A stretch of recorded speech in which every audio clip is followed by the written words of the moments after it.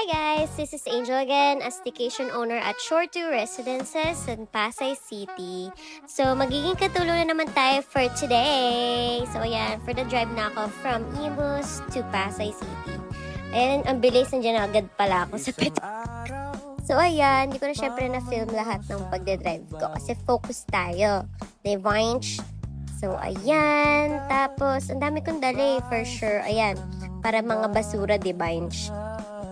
E di ayan, naglalakad na ako sa Tower 1 and pupunta na ako sa unit ko. So ayan, hila-hila muna tayo ng wago na maraming basura. Chares. Siyempre mga bedsheets yan na bagong lava. Ay, sorry po. Tapos akit na tayo sa, alam mo na, secret. So ayan, ito nandito na ako sa floor ng unit namin. And syempre, alam mo na, makikita natin kung gaano kadumi ang guest. Charis, hindi naman siya gaano kadumi actually. Nalinis naman nila. Nalagay naman nila sa mga proper areas yung mga towels and everything. So, hindi naman madumi yung banyo. Super clean naman siya. So, thank you sa mga previous guests. I forgot kung sino itong mga to, pero thank you so much po.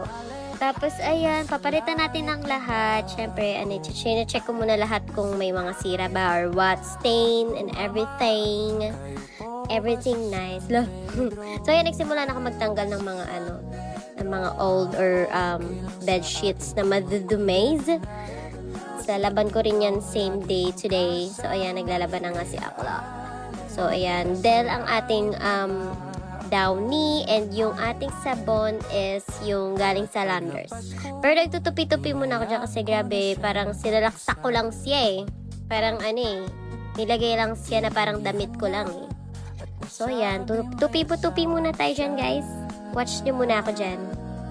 Siyempre nagsisipag-sipagan ako, kayo naman eh. Mabavlog to eh. Sana mag-viral, Ems. Oh, magtatali na yan ang buhok kasi ready na, serious na ang paglilinis. Sobrang bigat ng mattress na yan, mga ate ko. Kaya akala nyo madali to. Hindi to madali, sis. Sobrang hirap nito, sis. Nasaray na lang ang aklang to. So, yan. Magpapalit na tayo ng mga bagong mababango at magagandang bedsheets, pillowcases, towels, and kumots. Ano ba yung kumots? Blankets. Ganon. So, ayan. Edi, nagpalit din ako, syempre, ng mga nung mga cover sa sofa, no? Kailangan niya pinapalitan kasi hinihigaan din niya ng mga guests. So, ayan. Pinalitan ko muna siya actually ng bedsheet kasi wala na akong makitang sofa cover. Pero, ayan, sobrang ganda naman. Naman siya. Nag-match naman siya sa team Chares. So, sobrang pagka-ADHD ko, diba? Palipat-lipat ako. Sala, bedroom, sala, Chares. Dito naligpit ko naman yung mga board games, tas magwawalis na ako dyan. Kasi yung vacuum namin parang di nakakahigop. Parang mas mabilis pa akong humigop ng mga maduduming pollution sa labas kaysa sa vacuum namin. Kaya nagwawalis-walis na lang ako dyan.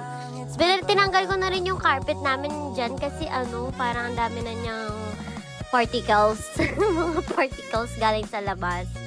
So, ayan, pinalitan ko na, pinagpag ko ulit syempre yung sopa, diba?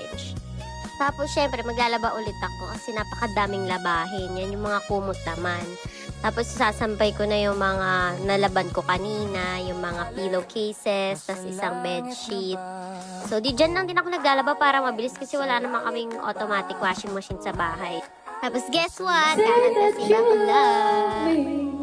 Say I'm all you need. In the back of my mind, I'm temporary, you're holding me for the night, for some pleasure, if that's all we are. Okay, tama natin. Maglinis na tayo ulit. So, maglilinis ako ng mga tables and chairs.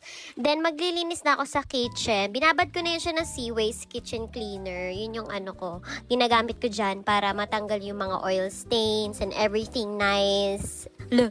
Tapos, syempre, nirefillan ko na rin niya ng mga Joy. Tapos, pinilitan ng sponge and everything. Tapos, ayan, nag-scrub na ako dyan na parang katulong. Aray ko. Tapos, ayan, last touch na to, yung pagmamap. Tapos, magtutupi na rin ako dyan ng mga nilaban ko. Tapos, papatuyuin ko na lang siya sa bahay namin dahil na may next guest nga ni ako. So, ayan. Perfect yung paglinis ko, guys. Wala kayong marereklamo na kahit ano dyan. Wala ka makikitang dumi dyan. Talaga, pag ako naglinis niyan.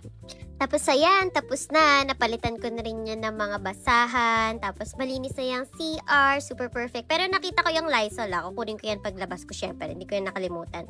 Tapos, ayan, tubigan ko din. So, ayan. Super ganda niya na, guys. So, gusto nyo mag-staycation, guys? Chat nyo lang ako. Ako rin yung taga-linis, taga-check-in and everything. Lahat, akes. Nandiyan na kasi yung guest sa baba. Alam ko kung nandiyan na sila eh. Kaya, ayan, pababa na rin ako niyan. So, yan. Bye-bye, guys! Thank you so much for watching. Super cute ko. Oh my God.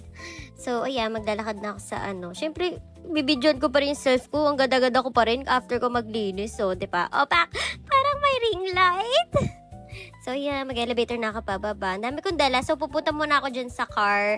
Ilalagay ko muna siya sa car ko, lahat tong mga dala ko. Tapos, babalik ako sa lobby para kitain yung guest para i-check-in sila. Kasi on the spot check-in sila. Hala, ang dumi ng kotse. Sorry, parang basura na siya. So, car wash ko yan, syempre. Huwag kayong mag-alala. Ang gulo-gulo lang talaga niya. Kasi ang dami. So, yan, chine-check-in ko na pala yung guest dyan. So, 3 silang mga cutie pies.